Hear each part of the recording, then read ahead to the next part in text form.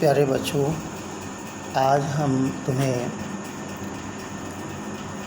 शक्तियों की हिस्सेदारी के बारे में बताना चाहेंगे। शक्तियों की हिस्सेदारी क्या है? आपको मालूम होना चाहिए, हमारे संविधान के तहत शक्तियों का विभाजन व्यवस्थापिका, कार्यपालिका एवं न्यायपालिका में किया गया है। इन शक्तियों के आधार पर हमारा देश एक लोकतांत्रिक जनतंत्र देश है।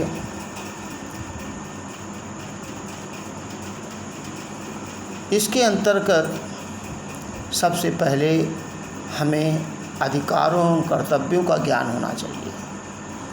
हमारे प्रमुख अधिकार एवं कर्तव्य क्या हैं? अधिकार का मतलब है मौलिक अधिकार। हमारे मौलिक अधिकार कौन कौन से हैं?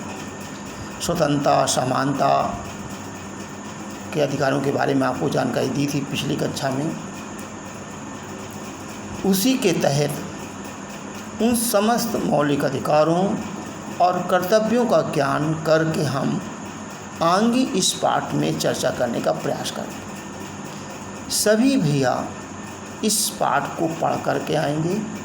जहाँ न समझ में आए तो फिर पूछने का प्रयास करेंगे, लेकिन हम आज संक्षेप में बताएंगे कि पावर शेयरिंग या अधिकारों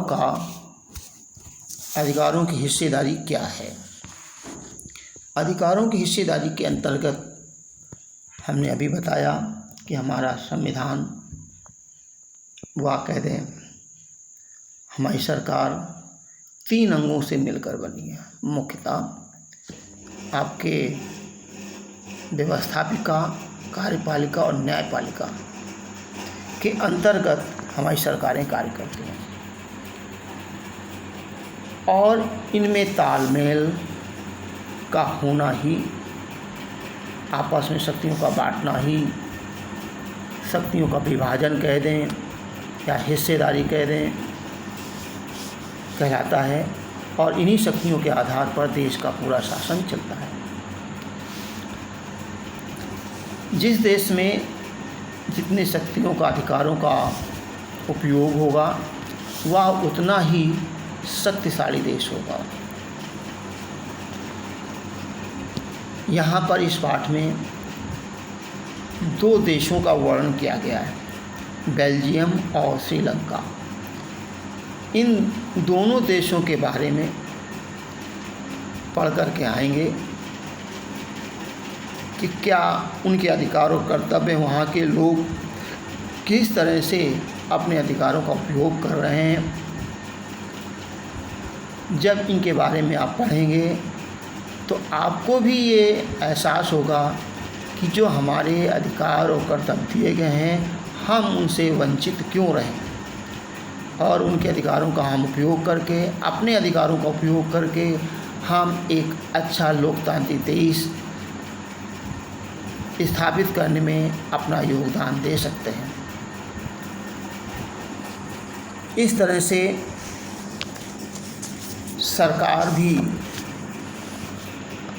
इन्हीं तीनों अंगों के द्वारा अपना पूरा कार्य करती है, व्यवस्थापिका, कार्यपालिका, न्यायपालिका। इन दोनों के मिलने से ही हमारे देश का, हमने अभी बताया क्या चलता है, शासन चलता है। और ये तीनों ही संस्थाएं आपस में मिलकर कार्य करती हैं और इनके अधिकारों का जो विभाजन अलग अलग संविधान में किया गया है, उसकी स्वतंत्रता को कायम रखते हुए अपना काम करती हैं, अपने अधिकारों को सुरक्षित रखती हैं और सुरक्षित रखते हुए अपने अपने कर्तव्य का निर्वाह करती हैं। ये तीनों संस्थाएं कौन कौन? व्यवस्थापिका, कार्यपालिका, न्यायपालिका। और जिससे देश की हमारी एकता और अखंडता कायम है और एक लोकतंत्र देश की दिशा में लोकतांत्रिक देश की दिशा में ये कार्य संस्थाएँ कर रही हैं।